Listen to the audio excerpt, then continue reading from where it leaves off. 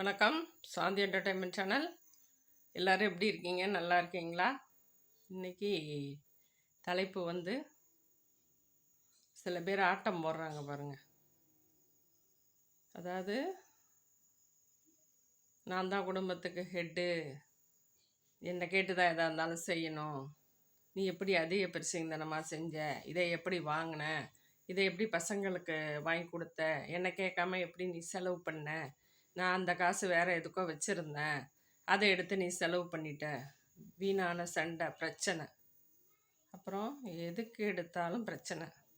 நான் சம்பாதிக்கிறேன், நீ இஷ்டத்துக்கு செலவு பண்ணுற, ஈகோ, எல்லாம் பிரச்சனை வந்துக்கிட்டே இருக்குங்க. என்னன்னா எல்லாமும் கொஞ்சம் காலத்துக்கு தான். ஏன்னு வச்சுக்காங்க, ஒரு 25 வயசில் கல்யாணம் பண்ணார், இல்லை 40 வயசில் 30 வயசில் கல்யாணம் பண்ணாலும் 40-45 வயசுக்கெல்லாம் அடங்கிடுவாங்க. ஏன்னு கேட்குறீங்களா? அதை அடக்கிறதுக்கு இந்த வியாதின்னு ஒன்று இருக்குது பார்த்தீங்களா? அது இப்போல்லாம், அந்த காலத்தில் தான் அந்த சுகரு மற்ற வியாதிகள்லாம் வயசானா வரும். இப்போ பார்த்திங்கன்னா ஹார்ட் அட்டாக்கு, சுகரு, ப்ரெஷரு இதெல்லாம் ஆட்டோமேட்டிக்காக 40 வயசுக்கெல்லாம் வந்துடுது. அப்புறம் என்ன பண்ணணும்? அவங்க அடங்கி ஒடுங்கி, அம்மா எனக்கு ஓட்ஸ் கஞ்சி கொடு, அம்மா எனக்கு தாயே, அம்மா தாயே, இப்படியே சில பேர் கேட்பாங்க. அம்மா தாயே எனக்கு சிறுதானிய உணவு கொடு, அம்மா எனக்கு சுகரு ஹை லெவலில் இருக்குமா, நீ செய்கிற சாப்பாட்டினால தான் எனக்கு வந்து கம்மியாகணும், டயட்டு கரெக்டாக இருக்கணுங்கிறாங்க, நேரத்துக்கு சாப்பிட்ணுங்கிறாங்க. அப்புறம் பணிஞ்சிருவார் ஐயா. ஐயா ஆட்டம்லாம் உடங்கி போய் நேரத்துக்கு நீ எனக்கு சாப்பாடு கொடுமா. இந்த அம்மாவும் அப்புறாணியா பயந்து கணவனே கண் கண்ட தெய்வம்னு சொல்லிட்டு, இப்போ அது மாதிரி எந்த பொண்ணுங்களும் இல்லை. ஆம்பளை என்ன 2 கொம்பு முளைச்சிருக்கா, போயிட்டு வாடான்னு சொல்லிட்டு எல்லாம் படிச்சிடுறாங்க, வேலைக்கு போயிடுறாங்க, தான் கையில் காசு இருக்குது, அதனால தனியாக போய் வாழ்ந்துடலான்னு சொல்லிட்டு அம்மா வீட்டில் போய் தனியாக இருக்கிறாங்க. அந்த மாதிரிலாம் இல்லாமல் அனுசரணையாக இருக்கணும்னா ஒருத்தர் விட்டு கொடுக்காமல் இருக்கணும். அனாவசியமாக வந்து பெண்களை மட்டப்படுத்தி, அடிமைப்படுத்தி, உதாசீனப்படுத்தி ஒரு பொண்ணு வாழ வந்தான்னா அவளை வந்து நல்ல விதமாக சந்தோஷமாக எல்லாத்துலேயும் ஷேர் பண்ணி நிம்மதியாக வாழ வைக்கணும். அதை விட்டுட்டு தொட்டதுக்கெல்லாம் சண்டை, சில பேர் சந்தேகம், எல்லா விதத்துலேயும் சந்தேகம். நீ வந்து நான் பையில் வந்து இவ்வளோ பணம் வச்சுருந்தேன், எனக்கு என்னமோ குறையுது, டவுட்டாக இருக்குது, ஒன்னானியில் யாரும் எடுத்துருக்க மாட்டாங்க, நீ தான் டெய்லி எடுக்கிற, நான் இவ்வளோ செலவு பண்ணலை அப்படின்னு அவருக்கு வந்து எதுக்கெடுத்தாலும் சந்தேகம் வந்துடும்.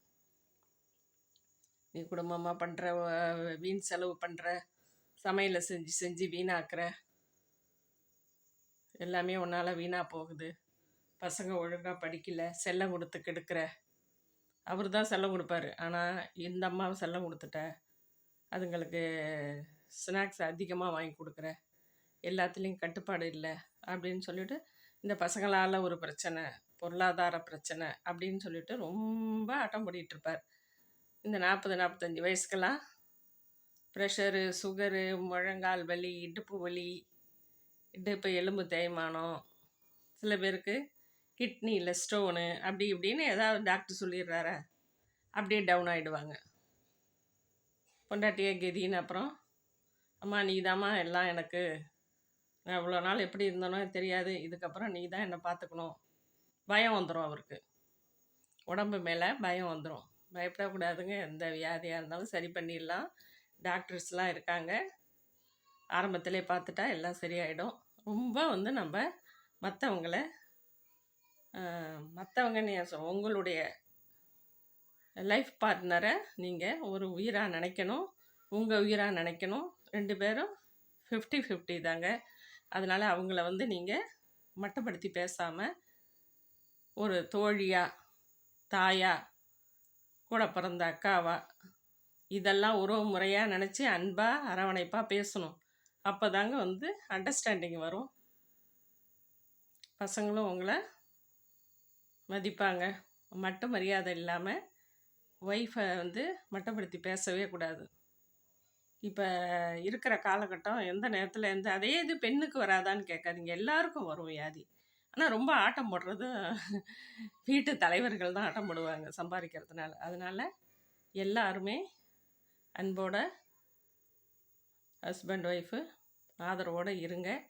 மற்றவங்களையும் அன்பாக பார்த்துக்கோங்க. கூட பிறந்தவங்க மற்றவங்கன்னு சொல்லக்கூடாது, பெற்றவங்களை, பெத்த தாய் தகப்பனை கடவுளாக நினச்சி ஒய்ஃபுக்கிட்டையும் அவங்க நல்லா பார்த்துப்பாங்க. பார்த்துக்கலைனாலும் சொல்லி நல்ல முறையாக, அவங்க இல்லாமல் நீங்கள் இந்த உலகத்துக்கு வரலை, நீங்கள் ஒரு உயர்ந்த நிலையில் இருக்கீங்கன்னா அதுக்கு அந்த தாய் தகப்பன் தான் காரணம். எவ்வளோ கஷ்டப்பட்டு துன்பப்பட்டு துயரப்பட்டு எதை வைக்கணும், நிலவுலாம் எல்லாத்தையும் விற்று கடனை அடைச்சி கல்யாணம் பண்ணி படிக்க வச்சு வேலை வாங்கி எல்லாமும் சகலமும் பெற்றவங்க செய்வாங்க. கடைசியில் அவங்களுக்கு சோறு போடாமல் முதியோர் இல்லத்தில் தள்ளுறது, இந்த மாதிரி வேலையெல்லாம் செய்யாமல் நல்லபடியாக பார்த்துக்கோங்க. உங்கள் உடம்ப மெயினாக பார்த்துக்கோங்க. சண்டை சச்சரவுகள் போடாதீங்க.